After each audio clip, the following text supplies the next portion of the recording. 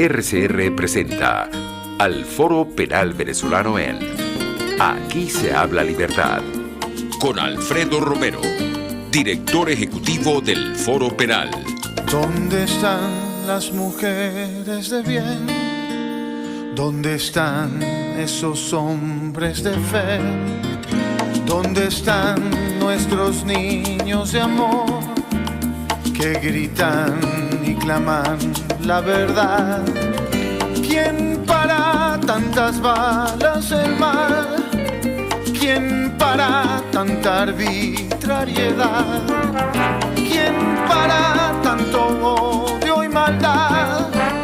¿Dónde están los soldados de paz? Por la vida doy la vida, por la paz doy amor, por respeto a la vida. Esta canción contra el terror, una canción contra el terror. Buenos días, les habla en nombre del Foro Penal Gonzalo Imiob Santomé, su director vicepresidente, aquí en este espacio que todas las semanas nos cede RCR 750 AM para hablar de la situación de los derechos humanos en Venezuela. Les saludo no solo en mi propio nombre, les repito, Gonzalo Imiob Santomé, director vicepresidente del Foro Penal, sino además a nombre de todos y cada uno de nuestros voluntarios, de nuestros abogados voluntarios, de nuestros defensores activos del Foro Penal, que están en todo el país las 24 horas del día, los 365 días del año, pendientes de ustedes, pendientes de las denuncias y de asistirlos en la medida de nuestras posibilidades en las graves violaciones a los derechos humanos que tienen lugar en nuestro país continuamente. Antes de comenzar el programa voy a tomar nota de esta situación. Nuestra organización hermana Provea denuncia que apenas hace unos minutos, mientras unos familiares de trabajadores arbitrariamente detenidos, de personas que simplemente estaban reclamando sus derechos laborales y por eso están arbitrariamente detenidos, mientras estas personas estaban por realizar una rueda de prensa, se presentaron en la sede de Provea funcionarios del SEBIN, del Servicio Bolivariano de Inteligencia, para de alguna manera intimidarlos, para de alguna manera limitarlos en el ejercicio de ese derecho que es el de expresar su descontento, el de quejarse por la situación de arbitraria detención a la que están sometidos sus familiares. Toda nuestra solidaridad desde el Foro Penal, no solamente con Provea, sino muy especialmente con las víctimas de estos abusos y con sus familiares. Vamos a estar pendientes de esta situación. En la medida en que vaya surgiendo la información, pues la iremos comunicando a través de este programa. Bueno, es una situación delicada la que estamos viviendo en materia de derechos humanos en nuestro país, ya lo comentábamos en el programa de la semana pasada, pero esta situación no pasa desapercibida, esta situación sigue pues muy presente a los ojos del mundo y precisamente el día de hoy, 20 de septiembre, se acaban de publicar, mejor dicho, varios informes de lo que es la misión para la determinación de los hechos, en inglés la Fact-Finding Mission internacional dispuesta por mandato de la Organización de las Naciones Unidas, particularmente sobre la situación de Venezuela. Es un informe bastante amplio, como les digo, acaba de salir ahora, así que bueno, voy a tomar de las redes su texto y lo vamos a ir comentando a lo largo del programa. Y se refiere básicamente a tres situaciones fundamentales, ¿no? Primero, a los crímenes de lesa humanidad que se han cometido a través de los servicios del Estado, y esto está dividido pues, en dos bloques. Básicamente se habla de la Dirección General de Contrainteligencia Militar, la DIGESIM, y también se habla del SEBIN. Son esos los dos primeros bloques de temas, por llamarlos de alguna manera, que aborda este informe, y también abarca, además son tratados estos temas en reportes separados, la situación del arco minero del Orinoco y en otras áreas del Estado Bolívar en Venezuela. Se habla de la situación de los derechos humanos allí, de la situación de los derechos humanos en los territorios indígenas y de la violencia sexual y de género en el contexto minero. Todo esto es desarrollado con bastante amplitud en estos informes. Como yo les digo, o ya les dije, esto está reflejado ya en las redes, está en no solamente en las redes sociales, sino en las páginas oficiales de estas organizaciones, así que yo los invito a todos a leerlo. Nosotros vamos a publicar esto, por supuesto, en nuestra página oficial del Foro Penal, www.foropenal.com, para el que esté dispuesto a leerlos, porque nos refleja muy claramente qué es lo que está pasando en materia de derechos humanos en el país y cómo estas violaciones graves y sistemáticas de los derechos humanos que se están dando en Venezuela, pues de alguna manera constituyen o pueden constituir crímenes de lesa humanidad, que es lo que se refleja o lo que se concluye en estos reportes. También el día de hoy vamos a hablar con nuestro coordinador de pueblos indígenas, Olnar Ortiz, que estuvo recientemente de visita en el estado Zulia, conversando con las comunidades indígenas de ese estado. Queremos que nos haga una actualización, pues, de qué es lo que él vio, qué es lo que él vivió por allá, y queremos que nos hable también un poco de cómo está la situación en esos otros casos que lamentablemente no avanzan al día de hoy y que siguen siendo motivo de mucha preocupación en nuestro país, ¿no? Apenas nuestra productora nos indique que ya está Olnar en línea, pues procederemos a conversar con él. De momento, vamos a comenzar con este reporte. Vamos a hablar del reporte general. Como les digo, esto acaba de ser publicado. Hay que tomarse su tiempito para leerlo, para estudiarlo con detalle. Fue para ser presentado en el 51 periodo de sesiones del Consejo de Derechos Humanos de la ONU, que está teniendo lugar ahora, es del 12 de septiembre al 7 de octubre. Y en particular, este informe sobre la República Bolivariana de Venezuela, como ya lo decía, habla de los crímenes de lesa humanidad cometidos a través de servicios de inteligencia del Estado, SEBIN y GECIN, son los dos primeros puntos que trata, y luego habla de la situación en la región del arco minero, ¿no? Eso es un poco lo que se comenta allí. Con respecto al primer tema, hay varias indicaciones que hace este reporte que son muy importantes y que hay que tomar en cuenta, porque además estas indicaciones se elaboran no solo sobre la base de lo que dicen las ONG o de lo que decimos las ONG, quienes nos pasamos o nos desempeñamos en esto de reportar violaciones graves a los derechos humanos continuamente, sino también se basa en la información que puede recabar del propio Estado venezolano. Es decir, no se trata de un informe que esté sesgado solo por haber escuchado una sola opinión. Se trata, en la medida de lo posible, lo que pasa es que el Estado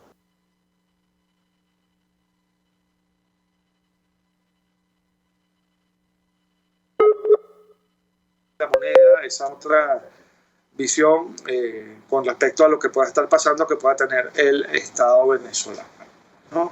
Sobre estas bases, entonces, empieza analizando los antecedentes. Nos dice la misión para la determinación de los hechos que ya en el 2020 se había llegado a la conclusión de que había motivos razonables para creer que las violaciones a los derechos humanos y los delitos contra los derechos humanos cometidos en Venezuela formaban parte de un ataque generalizado sistemático contra la población civil, y que de esta manera podría hablarse de que en Venezuela se estaban cometiendo ya crímenes de lesa humanidad. Se concluyó incluso allá en 2020 que individuos de distintos niveles institucionales y jerárquicos, tanto dentro de la DGCIN como del SEBIN, estaban involucrados personalmente y a título individual en estas graves violaciones a los derechos humanos, y esto tenía la finalidad de reprimir a la oposición, sea real o percibida como tal por el gobierno de Venezuela, ¿no?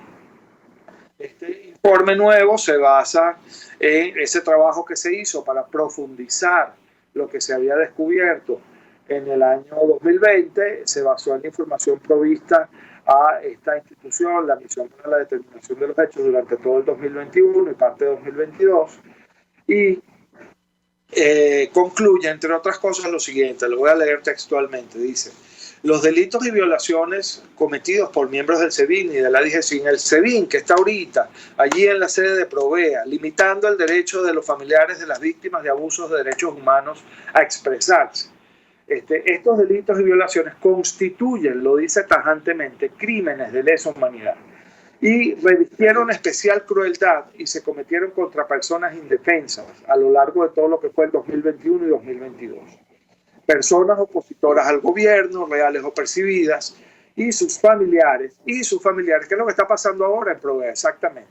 Fueron sometidos a detenciones ilegales, seguidas de actos de tortura y a otros tratos crueles, inhumanos y degradantes, e incluso a violencia sexual y de género.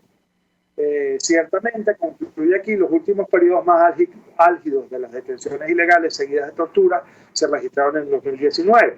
Y esto se debe a que la pandemia pues limitó mucho el derecho a la protesta de la gente estaba más bien encerrada en sus casas, y eso evitó que se produjesen pues estas manifestaciones masivas que se producían en otros momentos, lo que por supuesto disminuyó muchísimo el número de arrestos, pero no disminuyó la entidad, la naturaleza de la represión que se ejerce contra aquellos que piensan distinto. ¿Ok?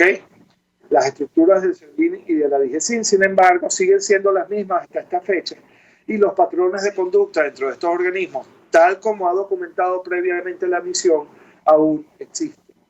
Varios individuos sospechosos de delitos y violaciones de los derechos humanos continúan trabajando en puestos relevantes dentro de la Fuerza Armada Nacional Bolivariana y la Policía Nacional Bolivariana. Y algunos de ellos incluso obtuvieron ascensos en 2022. Varios casos se refieren a hechos cometidos recientemente, como por ejemplo el segundo semestre de 2021 y a principios de 2022. También concluye, aunque se ha avanzado en el traslado de personas fuera de los centros de detención de SEBIN y de la DIGESIN, de conformidad con un decreto de mayo de 2021, aún queda por trasladar muchas personas detenidas por motivos políticos. Uno de los avances significativos que trae este reporte es que se analiza con mucho detenimiento la cadena de mando. La cadena de mando tanto dentro de la estructura DIGESIN, Dirección General de Contrainteligencia Militar, y la cadena de mando dentro del SEBIN, Servicio Bolivariano de Inteligencia. ¿Okay? Esto es muy importante porque debemos recordar que las responsabilidades que se derivan de la comisión de crímenes de lesa humanidad regulados en el Estatuto de Roma son personales, son individuales, no es responsabilidad del Estado, es responsabilidad individual y personal. Por eso es que es importante ir determinando poco a poco quiénes son esas personas, esas individualidades que eventualmente podrían ser llevadas a proceso ante el Tribunal Penal Internacional, en el cual, como ustedes saben, está abierta en este momento una investigación por la posible comisión de crímenes de lesa humanidad en Venezuela. Esa investigación está avanzando poco a poco, paso a paso, y uno de los elementos fundamentales que debe tomar en cuenta esta investigación es que no puede ser la imputación, que allí se haga una imputación difusa, genérica, contra el gobierno de Venezuela. No, tiene que ser una imputación específica, individual, contra personas en particular, y eso es un poco lo que trata de desmadejar, de desentrañar un poco este informe, o estos informes recientes del día de hoy, reitero, de la misión para la determinación de los hechos de la ONU. Fíjense ustedes, habla aquí incluso hasta de cuál es el modus operandi, y dentro del modus operandi señala específicamente lo que es la selección específica de objetivos, la vigilancia a la que les somete, las detenciones a las que luego son sometidos. Luego habla de cuáles son las condiciones específicas en las que estas personas en particular son mantenidas en detención. Luego habla de las torturas y otros tratos crueles y degradantes, inhumanos, incluidos la violencia sexual y de género, a los que se somete a estas personas en particular, estos objetivos previamente seleccionados, y desde ahí entonces pues pasa a desarrollar cuáles pueden ser las responsabilidades individuales que puedan discernirse, por lo menos hasta este momento, en la comisión de estos hechos. Fíjense, por ejemplo, con respecto al modus operandi, según el análisis de la misión y la información recibida, las autoridades detuvieron a personas disidentes y opositoras al gobierno, ya fueran reales o percibidas como tales, sobre la base de criterios tales como su presunta participación en complots contra el gobierno, sus supuestas funciones de liderazgo, su potencial de liderazgo, sus roles dentro de la oposición política, sus críticas públicas al gobierno, y en ocasiones se las detuvo si pudieran ser eventualmente extorsionadas. En algunos casos, fíjense ustedes que grave esta afirmación, el propio presidente Nicolás Maduro y otras personas de su círculo cercano, así como otras autoridades de alto nivel, participaron en la selección de los objetivos. Esto quiere decir que no están exentos de responsabilidad. Se dice aquí entonces, bueno, la DGCIN recopila información sobre las personas objetivo a través de pistas, fuentes militares, una red de informantes, etcétera, la infiltración de sectores de la oposición o la vigilancia telefónica y digital, a menudo sin orden judicial, y desde allí entonces se recaba la información que luego permite de alguna manera construir esa narrativa que luego conduce a la detención arbitraria de las personas. Luego habla aquí, ya me dicen que tenemos a Olnar, ya vamos a hablar con él. Luego me dice aquí que se han detectado numerosas irregularidades durante las detenciones llevadas a cabo. Esto en el Foro Penal lo hemos denunciado en infinidad de oportunidades. Y se dice aquí también que se manipulan o se plantan, se siembran pruebas para inculpar a las personas que son determinadas como objetivos, ¿no? Las condiciones de la detención hablan particularmente, en este caso voy a tomar esta conclusión de lo que pasa en Boleíta, en la DGCIN, describen sus condiciones de detención extremadamente duras. Las celdas carecen de luz natural, el tiempo en el exterior y el acceso a las instalaciones sanitarias está limitado o restringido. Tenían que defecar en bolsas, en botellas de plástico, y se les obligaba incluso a veces hasta comer la comida del suelo. Además se habla, y esto es muy importante, de que además de estos centros de detención formales como la DGCIN, como el SEBIN, hay una red de centros clandestinos de detención conocidos como casas de seguridad en toda la República Bolivariana de Venezuela. Estoy leyendo textualmente, yo no estoy aquí emitiendo opiniones, estoy leyendo textualmente lo que dice este informe. Hay una serie de centros o de casas de seguridad en toda la República Bolivariana de Venezuela donde son llevadas las personas para ser interrogadas y sometidas a tortura y a veces a violencia sexual. Estos centros clandestinos, concluye aquí la misión, son administrados por la DAE. La misión ha documentado múltiples casos de personas que fueron detenidas arbitrariamente o sometidas a desapariciones forzadas de corto tiempo y mantenidas incomunicadas fuera de la supervisión legal en estas casas de seguridad. Bueno, esto es parte de lo que dice este informe, luego vamos a seguir comentándolo, pero ya me informan que tenemos en línea a nuestro coordinador de pueblos indígenas, Olnar Ortiz, que acaba de hacer pues una visita al Zulia para estar en contacto pues con las comunidades indígenas de ese estado. Y quisiera, Olnar, que primero, buenos días, Olnar, ¿cómo estás? Un gusto saludarte. ¿Aló, Olnar? ¿Estás ahí? ¿Aló?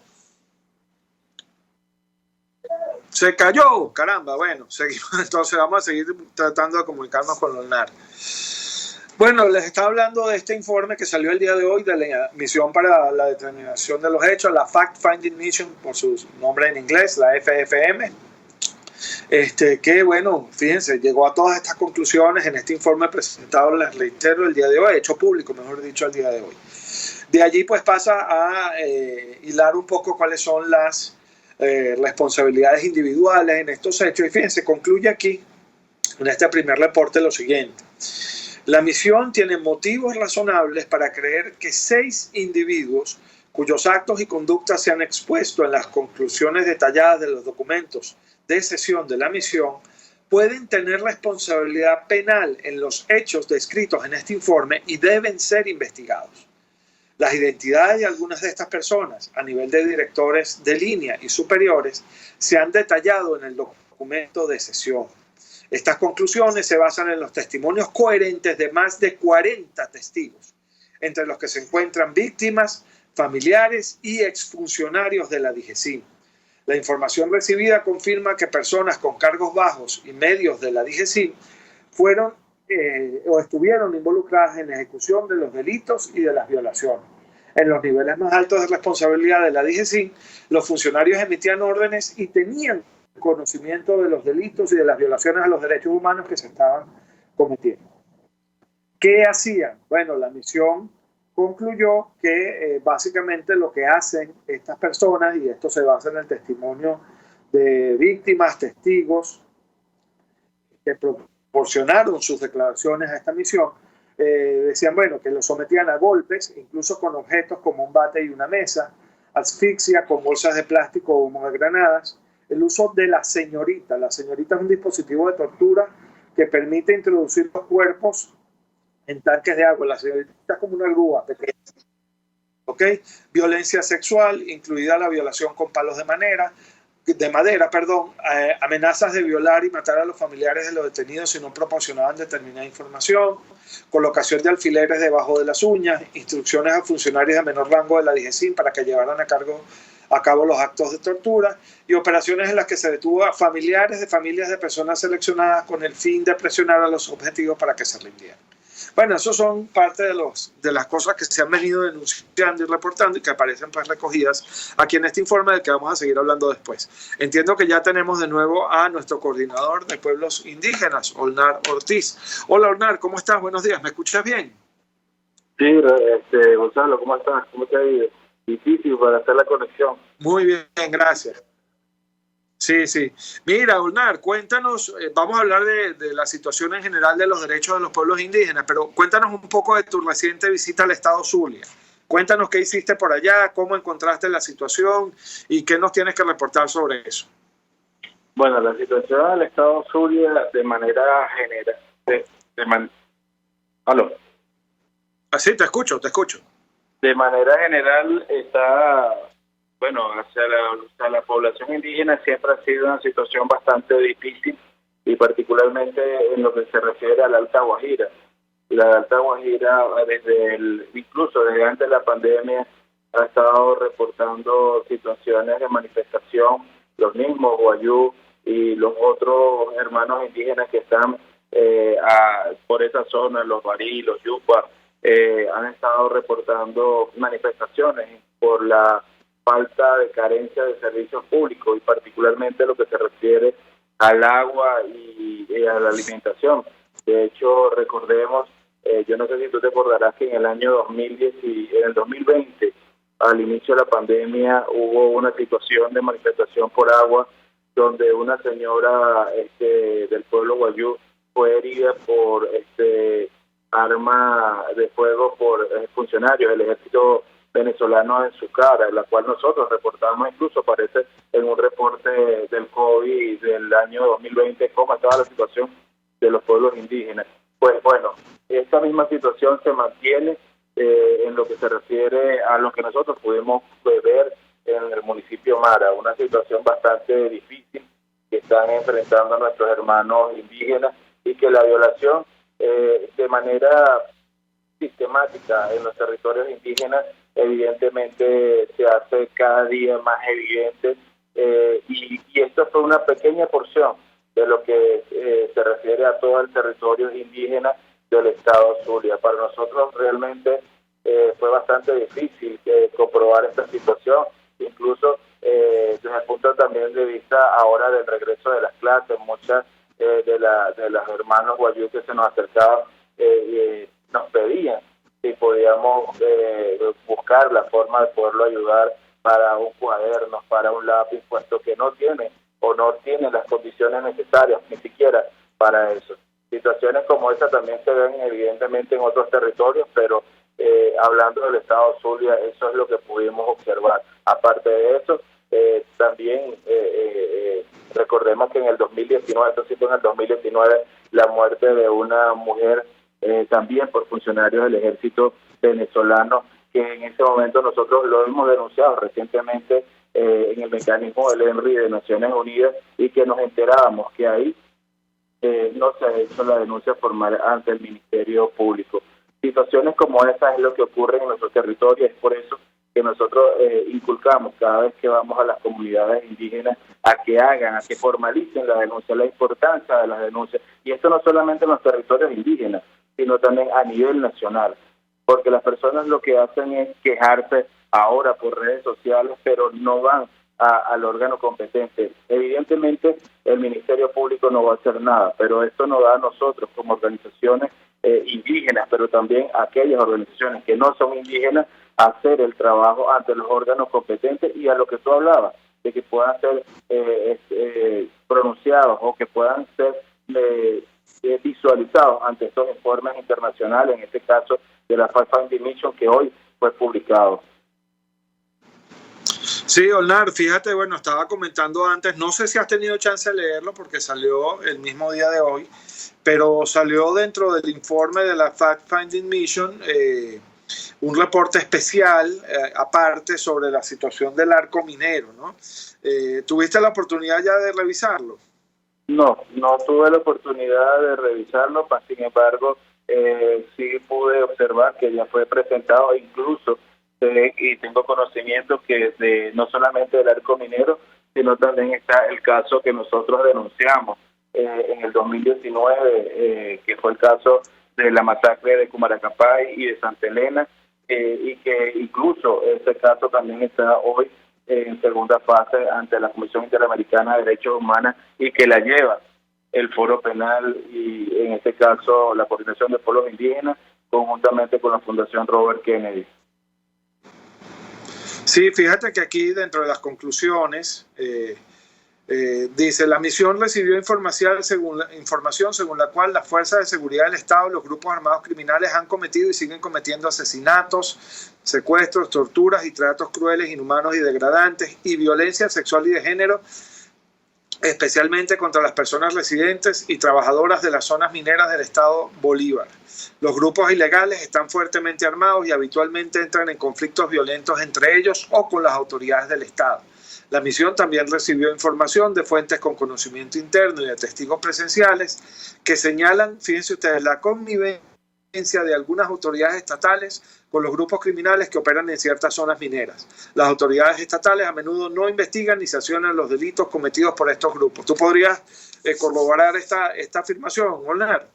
Claro que sí, Gonzalo, porque referente al caso de Cumaracapay, que va a aparecer en el informe ya de manera completa, nosotros tenemos información, recientemente nos lo comentaba el mismo Ministerio Público, que solamente el caso de Zoraida Rodríguez es la que aparece como persona asesinada en esta masacre. Cuando hubo en esta oportunidad entre el 22 y el 23 de febrero del año 2019, hubo 7 personas asesinadas, hoy aumenta a 8, porque el año pasado falleció una 8ª víctima, Fremón, de la comunidad de Cumaracapay, de producto de esas mismas heridas que le ocasionaron en esa oportunidad. En este momento nosotros estamos realmente conversando con el Ministerio Público para que puedan levantarse, en este caso, las pruebas científicas criminalísticas, incluso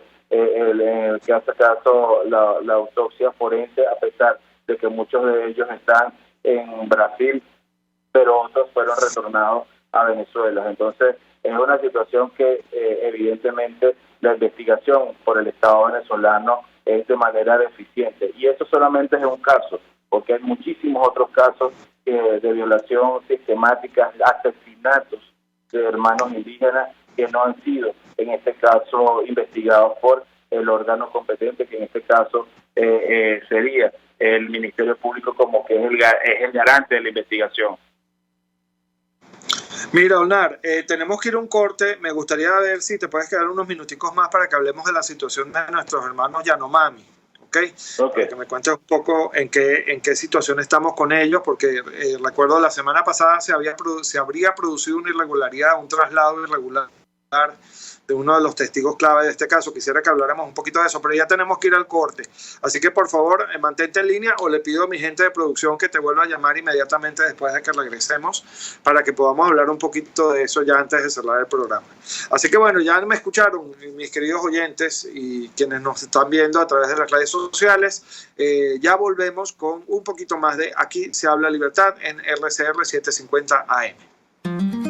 Usted escucha al Foro Penal Venezolano en Aquí se habla libertad, solo por rcr.tv, la radio que se ve. Puedes seguirnos en nuestras redes sociales, en Twitter, @RCR750, la radio que se ve. Amigos, nace un nuevo concepto de farmacia en Venezuela, farmacia CVS y más. todo lo demás. En Farmacia CVS, en español CVS, lo consigues todo en un solo lugar. Salud, belleza, hogar y comida.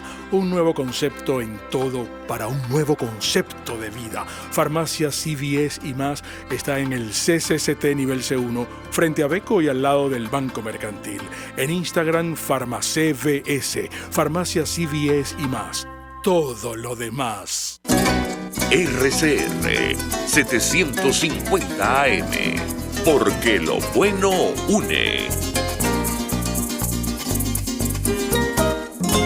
Mis amigos, una empresa comprometida y responsable con su personal es una empresa segura, y Produzca es la compañía pionera en Venezuela que ofrece la mayor cantidad de equipos de comprobada calidad para garantizar la seguridad integral de toda la nómina industrial de cualquier empresa. El catálogo de Produzca es inmenso, todo tipo de guantes, cascos, accesorios y productos varios de protección para tu personal. Conoce más de Produzca en www.produzca.com. Produzca, seguridad en tu empresa de los pies a la cabeza. Puedes seguirnos en nuestras redes sociales.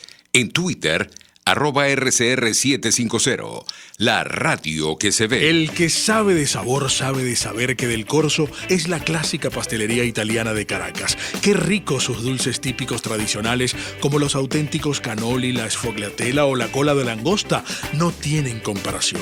La pasta seca de almendras y chocolate o su gran variedad de tortas, cumpleaños, bodas, bautizos o comuniones, reuniones familiares o eventos corporativos. Teléfonos 0212-941-1971. Pastelería Del Corso, la pastelería italiana por tradición y excelencia. Moisés Naim en Efecto Naim. Hola, soy Moisés Naim desde Washington. Conéctese a rcr.tv. También nos puede seguir por @Efecto Naim en Twitter. Y estamos en Facebook y en Instagram. Y no olvide que puede disfrutar todos los contenidos del programa cuando usted quiera, suscribiéndose a nuestro canal de YouTube. Nos vemos en la radio. Los miércoles y viernes a las 7 de la noche. Solo por RCR 750 AM. Les estamos presentando al Foro Penal Venezolano en Aquí se habla libertad. Hola, muy buenos días. Estamos aquí de regreso en esta segunda parte ya de nuestro programa Aquí se habla libertad. Les habla Gonzalo Imiop Santomé, director vicepresidente de Foro Penal. Como siempre, en este espacio que nos cede RCR 750M. También pueden verlo a través de su canal en vivo de YouTube o a través de rcr.tv. Para que escuchen cuál es la situación de los derechos humanos en Venezuela. Estábamos conversando al momento del corte con nuestro coordinador de pueblos indígenas, Olnar Ortiz, que acaba de hacer pues una visita al estado Zulia para ver un poco cuál es el estado, cuál es la situación de las comunidades indígenas de ese estado, ¿no? Antes de seguir conversando con él, quiero destacar que estoy en comunicación con Rafael Uzcategui, coordinador de Provea. Recordemos que se presentó en este momento, mientras los familiares de trabajadores arbitrariamente detenidos estaban allí dando una rueda de prensa, se presentó una comisión del SEBIN para allá, para intimidar. Estoy conversando con Rafael Uzcategui en este momento, me dice que se está produciendo una intimidación contra familiares que están denunciando la situación de trabajadores detenidos, una intimidación grave, y que les preocupa mucho que haya retaliaciones y seguimiento por la denuncia que están haciendo. Esto es algo completamente contrario a los derechos humanos, completamente contrario a lo que dice la Constitución y las leyes. Uno tiene derecho a expresar sus opiniones y a evaluar el desempeño del Estado. Si el Estado está violando los derechos humanos de las personas, uno tiene derecho a reportarlo y a denunciarlo. Estamos entonces en contacto directo con Rafael Uzcategui de Provea, que nos va a seguir manteniendo al tanto de esta situación. Le estoy preguntando en este momento si los funcionarios siguen allí para que estemos todos muy pendientes, porque recuerden ustedes, tenemos que apoyar también a los defensores de derechos humanos. Yo lo digo no solo por nosotros, por el Foro Penal, por todas esas organizaciones que todos los días meten el pecho para recibir esas balas de abusos que en otros contextos pues irían dirigidas contra la ciudadanía sin ningún tipo de protección, sin ningún tipo de de cuidado, ¿no?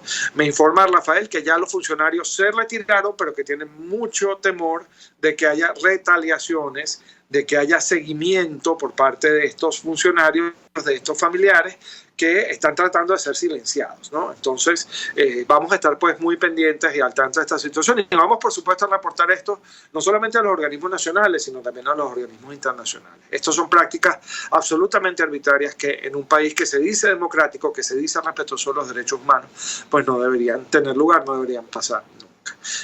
Pregunto, ya tenemos en línea de nuevo a nuestro coordinador de pueblos indígenas, Olnar Ortiz. Si es así, vamos a seguir conversando con él. Olnar, ¿me escuchas? Quería preguntarte, sí. ¿Cómo está la situación de nuestros hermanos Yanomami y qué fue lo que pasó la semana pasada?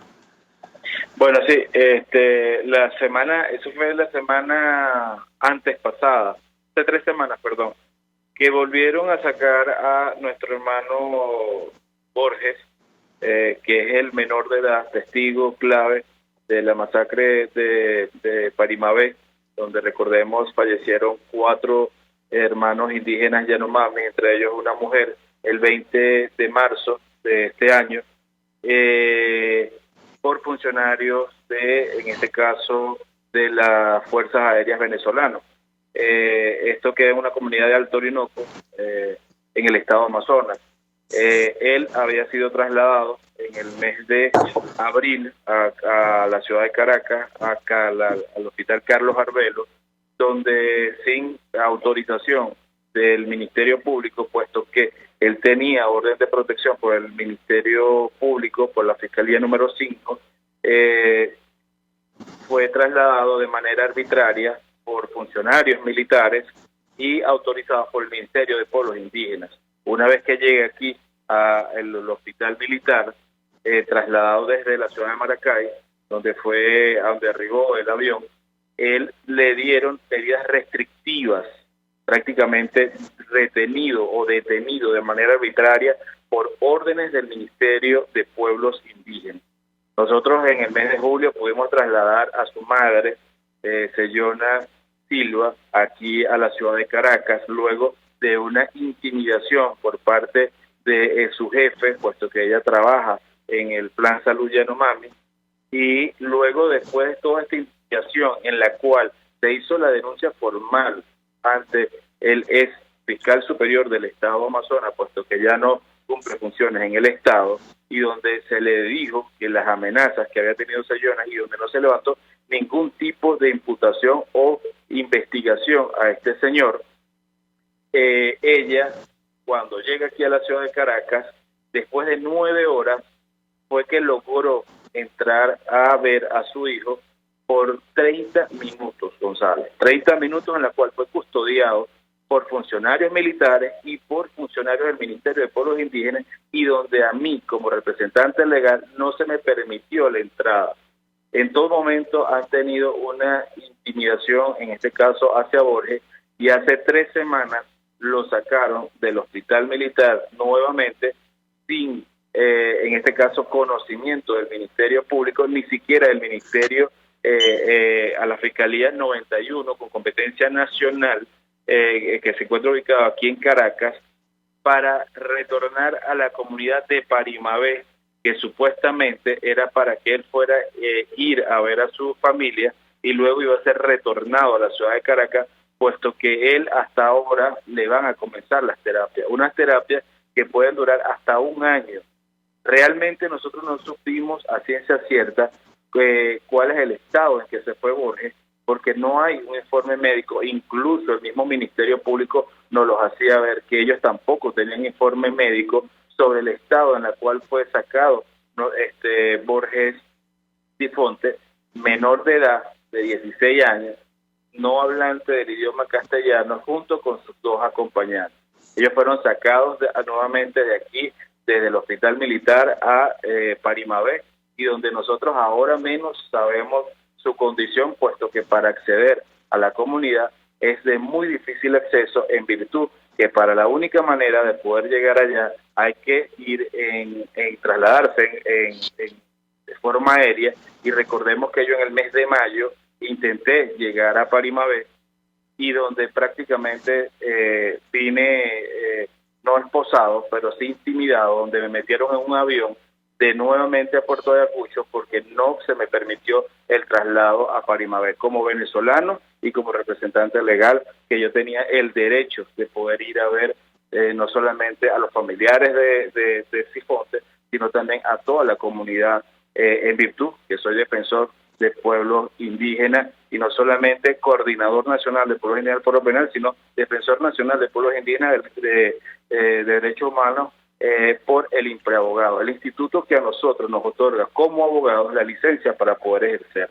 Esta situación nosotros igual la hemos venido denunciando no solamente ante el Ministerio Público, sino también ante los organismos internacionales, pero en virtud, como lo hemos hablado anteriormente, no se ha hecho absolutamente nada.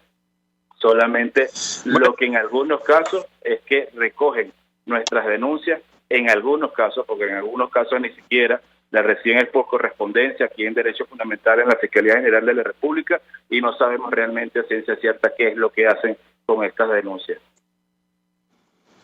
Claro, sí, pero el problema no es recibir la denuncia, el problema es procesarla, el problema es llevarla adelante, que se sepa qué es lo que va a pasar después con esas situaciones. Bueno, Nar, ya nos va a tocar cerrar dentro de unos minuticos. ¿Quieres añadir algo más? No, bueno, nosotros también recordar, Gonzalo, que nosotros también estuvimos recientemente en este caso en el estado Bolívar, estuvimos en la comunidad de Cumaracapay, estuvimos en las comunidades de donde están nuestros hermanos indígenas pemones desplazados, en Bananal, Tarauparú, Sacaumotap, y también tuvimos la oportunidad de estar en Boavista, en el estado de Roraima, en Brasil, pudiendo constatar cómo va la denuncia que se hizo en este caso con el Consejo Indígena de Roraima, una organización indígena o la organización indígena más grande del estado de Roraima en Brasil, para ver ante la Fiscalía General de Roraima cómo estaba el estatus. Hasta ahora la Fiscalía General de Roraima también se mantiene en etapa de investigación y todavía no hay procesamiento o no hay un pronunciamiento que corresponde en este caso. Solamente lo que hay son pronunciamientos por parte para el apoyo para nuestros hermanos indígenas pemones que se encuentran hoy en día en territorio indígena y donde pudimos conversar, por decirte un ejemplo que es el caso más lamentable con las hijas de Zoraida Rodríguez y Rolando, que fueron los dos asesinados por funcionarios en esta masacre y que ellas no quieren, porque tienen temor de regresar a su comunidad en Cumaracapay.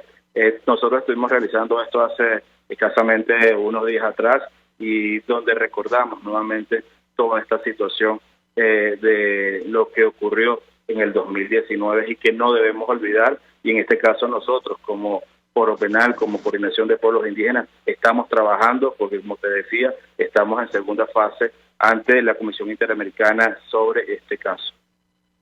Sí, así es, Olnar. Bueno, muchísimas gracias. Y bueno, y seguiremos pendientes de esto. Es muy importante, o son muy importantes las conclusiones a las que llega la misión para la determinación de los hechos en relación a la situación del arco minero y el impacto que todo esto tiene en las poblaciones indígenas, y por supuesto el Foro Penal estará encima de esto y seguirá haciendo pues los reportes que corresponda hacer. Ojalá estas cosas se solucionaran, porque el problema que tenemos es que el Estado recibe estos reportes, recibe estas denuncias y lejos de hacer algo para solucionarlo, pues no hace nada, y eso es lo malo, eso es lo que tenemos nosotros que tener en cuenta. Ojalá se tomaran en cuenta todas estas observaciones, todas estas denuncias y se procesaran y se tramitaran y se dieran los pasos hacia adelante que hay que dar para solucionar esta situación. Lo que pasa es que lamentablemente estos pasos como que no se dan, y eso es lo que nos preocupa. Muchas gracias, Olnar, un gusto estar contigo. Bueno, nada, ya nos quedan unos pocos minutos para cerrar el programa. Me gustaría hablarles un poco de cómo va la represión en nuestro país. Vamos a hablar entonces de cómo está funcionando hasta ahora la máquina de la represión. La máquina de la represión. Hasta el 12 de septiembre de 2022 registramos en el Foro Penal 245 presos políticos en el país. De estos 232 son hombres, 13 son mujeres, 118 son civiles, 127 son militares. Todavía tenemos un adolescente preso y tenemos 244 adultos presos. De todos estos, solo 79 han sido formalmente condenados. Tenemos no condenados 166. Y es importante, de estos no condenados 166, tenemos 75 personas que ya tienen más de 3 años en detención preventiva, por lo cual, de acuerdo a la ley, deberían estar ya en libertad, sujetos a una medida cautelar. Sin embargo, siguen arbitrariamente detenidos. Bueno, así es como está funcionando. La máquina de la represión no cesa, no para. Ojalá cesara, ojalá parara, pero lamentablemente no está tomando en cuenta pues todos estos reportes y todas estas informaciones que se están dando. No es tan difícil saber dónde está el daño y corregir el daño. El problema es que hay que tener voluntad política para hacerlo, y voluntad política para dejar de pensar que violando los derechos humanos se consiguen beneficios o ventajas políticas. Mientras el Estado siga pensando esto, mientras el Estado siga fomentando la espiral del miedo, fíjense lo que comentaba Olnar, de estas pobres muchachas que no quieren ni siquiera volver a su comunidad porque tienen miedo. Mientras el Estado siga fomentando la espiral del miedo con estas violaciones de los derechos humanos, seguirá siendo señalado por los organismos internacionales como un Estado violador de los derechos humanos. Ojalá todo esto se corrigiese, ojalá todo esto se tomase en cuenta. Pero bueno, ya nos toca entonces cerrar el programa por el día de hoy. Con mucho placer, con mucho gusto me despido de ustedes a nombre de todos nuestros activistas y voluntarios de Foro Penal, a nombre también de la emisora RCR 750 AM, que sigue pues siendo ese farito de libertad que nos permite expresar pues estas ideas, así sea a través de estos medios que llegan a mucha gente, sí, ciertamente. Y también me despido a nombre específicamente de esas víctimas que nosotros representamos. No los olvidemos, tengámoslos siempre en nuestra mente, porque el día de mañana puede ser tú, el día de mañana puede ser cualquiera de nosotros el que esté involucrado en una situación de esta, y nuestro peor enemigo en ese caso sería el olvido. Así que bueno, con esto cerramos nuestra emisión del día de hoy de Aquí se habla libertad. Se despide, les reitera, con mucho afecto, con mucho cariño de todos ustedes, Gonzalo Igneo Santomé, director vicepresidente de Foro Penal. Me despido también en nombre de nuestro director presidente, Alfredo Romero, y les recuerdo que el peor enemigo de un preso, de un perseguido o de alguna manera investigado por motivos políticos es el olvido, y nosotros no olvidamos. Hasta luego, y nos escuchamos y nos vemos la semana que viene. RCR presentó al Foro Penal Venezolano en Aquí se habla libertad.